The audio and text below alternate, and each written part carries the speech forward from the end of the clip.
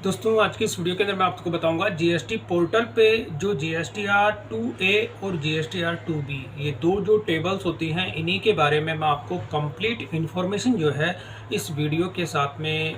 Share करूंगा। तो यहाँ पर आप देखेंगे कि जीएसटी पोर्टल मैंने अपना लॉगिन किया हुआ है और इसके अंदर जो जीएसटीआर 2A ये इसी मंथ की है, यानी कि मैं अगस्त मंथ की जो है पिछले मंथ की सितंबर मंथ के अंदर अपनी GSTR 1 मुझे फाइल करनी है और यहाँ पे डेट आप देखेंगे 11/9/2024 इसकी लास्ट डेट है। तो यहाँ पर दो जो टेबल होती है जीएसटी पोर्टल पे GSTR 2A और GSTR 2B ये दोनों ही थोड़ी सी इम्पोर्टेंट टेबल्स होती हैं। तो सबसे पहले मैं बात करता हूँ दोस्तों GSTR 2A की।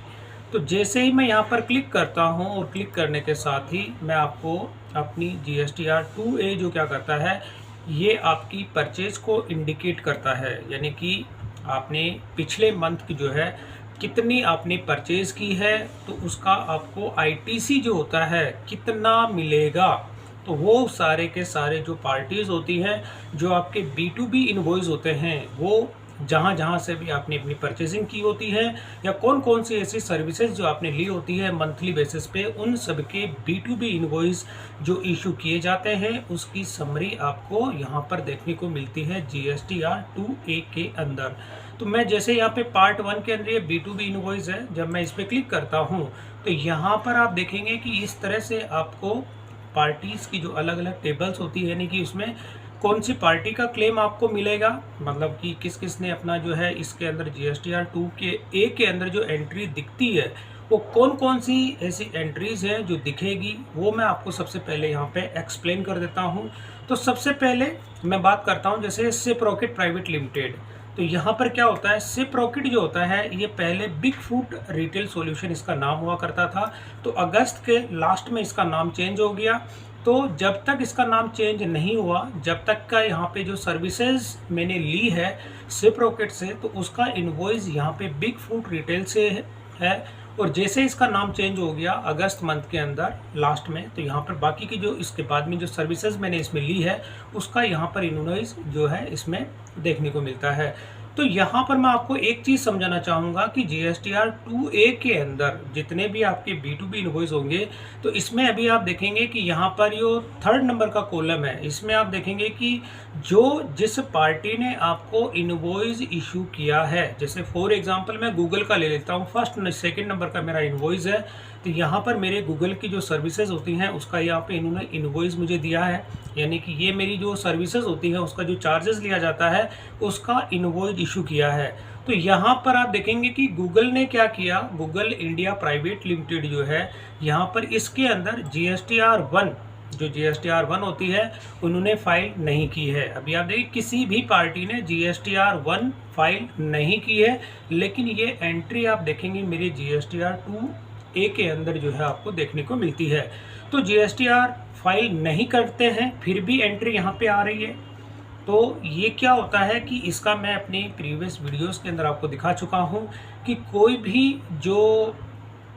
B2B इनवॉइस आप इशू करते हैं तो अगर किसी ने QRMP जो होता है क्वार्टरली रिटर्न और मंथली पेमेंट, तो उस केस में यहाँ पर क्या होता है जब कभी कोई भी जो पार्टी होती है तो यानी कि जो अपना B2B इनवॉइस इशू करते हैं वो भले ही अपनी GSTR 1 फाइल ना करें, लेकिन उसमें जो वो एंट्री करते हैं तो एंट्री करने के साथ ही उसका रिफ्लेक्ट आपको आपके GSTR 2A के अंदर देखने को मिलता है।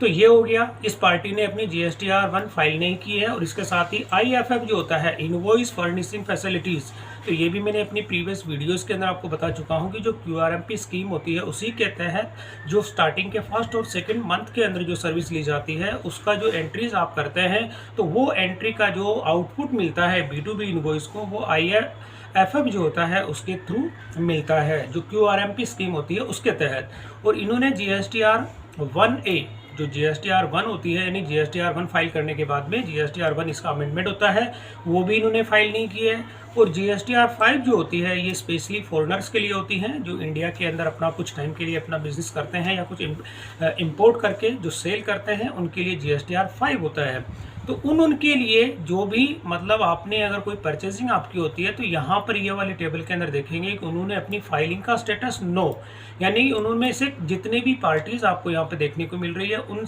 इसमें से किसी भी पार्टी ने अपनी GSTR1 को फाइल नहीं किया है। पहली चीज़ तो ये है। और इसके साथ ही आप देखेंगे फाइलिंग की डेट क्या है। अब यहाँ पर डेट जो होता है कि जैसे ही अपनी ये GSTR1 को फाइल करते हैं या IFF के थ्रू करें या GSTR1 करें या GSTR5 फाइलिंग कर देते हैं, तो जैसे यहाँ पे यस हो जाएगा और यस होने के साथ ही उसकी डेट यहाँ पे आ जाएगी कि इस पार्टी ने GSTR1 को फाइल कर दिया है। और अपने जो आपका जो ITC होता है, जब तक ये एक पर्सन आपका ITC जो होता है आप क्लेम नहीं कर सकते हैं जब तक ये अपनी GSTR1 को या IIFF या GSTR1A या GSTR5 को फाइलिंग नहीं कर देते हैं जब तक।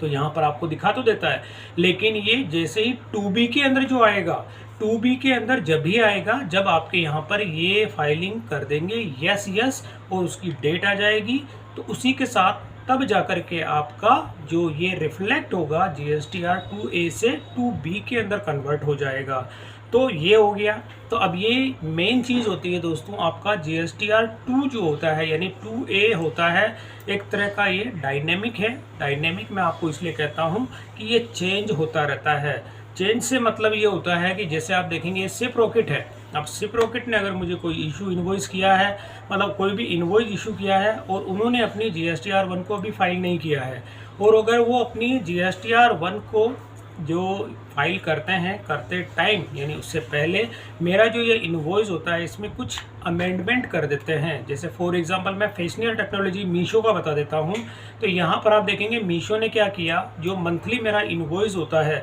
वो जनरेट कर दिया, जो मंथली इसके जो चार्जेस लगते हैं वो। अब इन्होंने लेकिन अपनी GSTR1 को फाइल नहीं किया है। तो जैसे ही ये अभी तक आपको ये ITC दिखा देता है, जैसे मैं इस पर क्लिक करता हूँ तो आप देखेंगे कि मीशो ने मेरा जो मंथली जो इनवॉइस जो जनरेट किया है जो सर्विसेज के लिए, उसमें आप देखेंगे टोटल 11,417 रुपये का है। 11,417 रुपये मेरा इनवॉइस उन्होंने बना दिया। और यहाँ पे IGST कितना इसमें 1,741 रुपये 61 पैसा। तो टोटल यहाँ पे टैक्सेबल अमाउंट कितना हो गया 9,676 रुपये।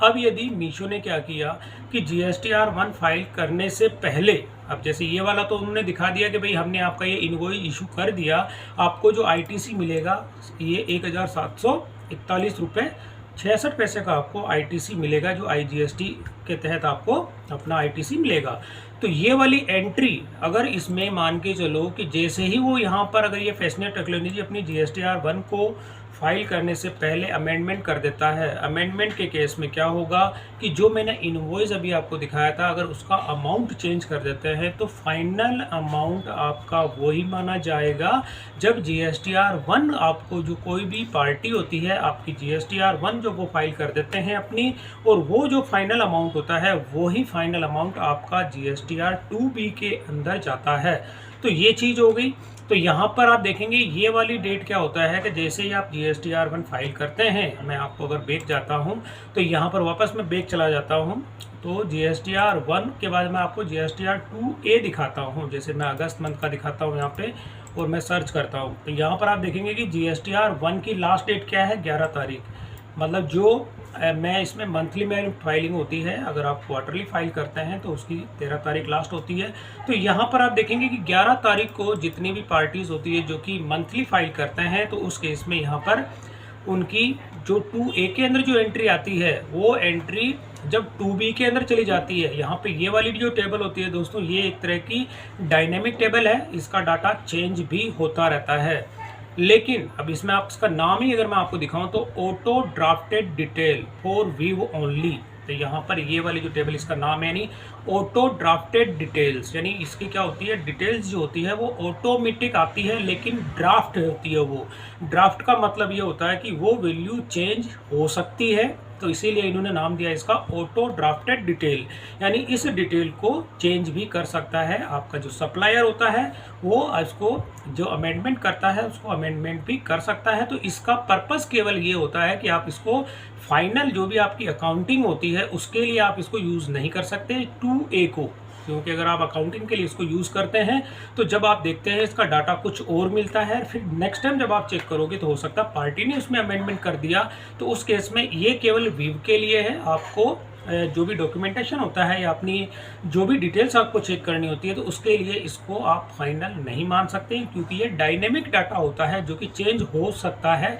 या होता रहता है जब भी पार्टी इसमें अमेंडमेंट करती है तो। लेकिन अब उसी केस में ये वाली जो होती है GSTR 2B, अब 2B का जो इन्होंने नाम दिया है टेबल का, auto drafted ITC statement for the month, यानी कि उस मंथ का ऑटो ड्राफ्टेड। अब ये भी क्या होता है, ऑटो ड्राफ्टेड होता है, आपको इसमें कोई डाटा फीड नहीं करना, ये ऑटोमेटिक आएगा जो ड्राफ्टेड होता है। लेकिन ये ड्राफ्टेड पूरा 1 महीने के लिए होता है, यानी कि उस महीने आपके GST पोर्टल पे जो ITC आपको मिलता है उसमें किसी भी तरह का कोई भी चेंजेस नहीं होगा। अगले मंथ के अंदर कोई भी अगर पार्टी इसमें अमेंडमेंट करती है तो आपको उस मंथ के अंदर वो डाटा आपको देखने को मिलेगा। तो कभी भी आप अपना ITC अगर आप चेक करते हैं और उसके लिए कोई रिकन्सिलेशन आप बनाते हैं तो हमेशा डाटा चेक करें दोस्तों GSTR 2B का, ना कि GSTR 2A का। तो यहाँ पर ये वाली जो रिपोर्ट होती है आपकी GSTR 2B के अंदर जो भी डाटा आता है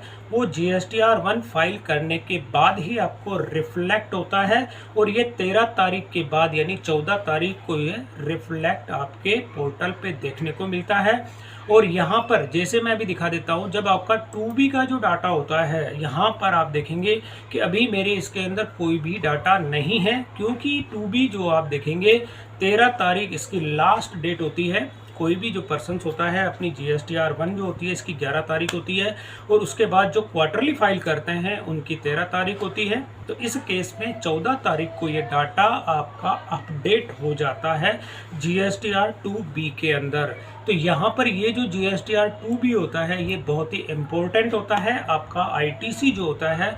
फाइनल जो होता है आपका 2B से ही माना जाएगा, और 2B के अंदर जो डाटा आपको देखने को मिलता है वही आपका 3B के अंदर देखने को मिलता है, यानी आपका ITC जो 3B के अंदर आता है वो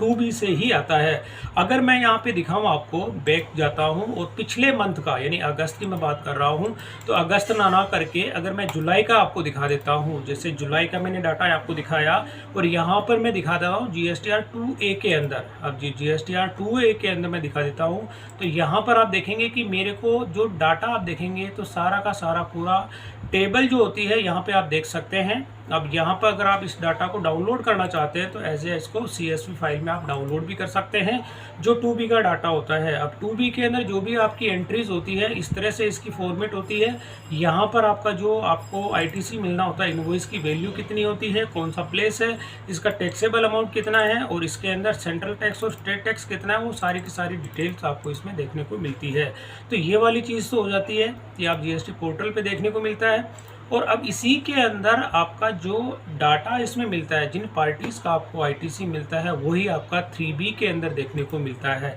अगर मैं इसमें 3B आपको दिखा दूं, जैसे यहाँ पे मैं आपको दिखा देता हूँ जुलाई के अंदर जो GSTR 3B मैंने फाइल कर, ये मेरी फाइल कंप्लीट है। और जब मैं इसमें व्यू करके आपको दिखाता हूँ, इसमें टेबल नंबर जो 4 होती है आपकी एलिजिबल ITC, तो यहाँ पर जो आपका ITC जो आता है ये वाला, यानी कि आपको जो ITC मिलता है दोस्तों, तो ये सारी की सारी चीज़ें आपको जो आपका GSTR 2B के अंदर जो डाटा होता है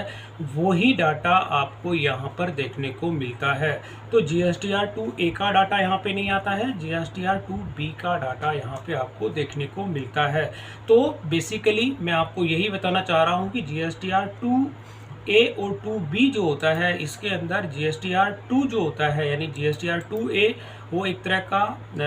डायनेमिक है और GSTR 2B जो होता है वो स्टैटिक है। तो ये दो चीज़ होती है। यहाँ पर आप देखेंगे कि GSTR 2 जो होती है ये फॉर व्यू ओनली है। डॉक्यूमेंटेशन के लिए कभी भी आप GSTR 2A का डाटा यूज़ ना करें। कभी भी आपको अगर कोई ITC का आपको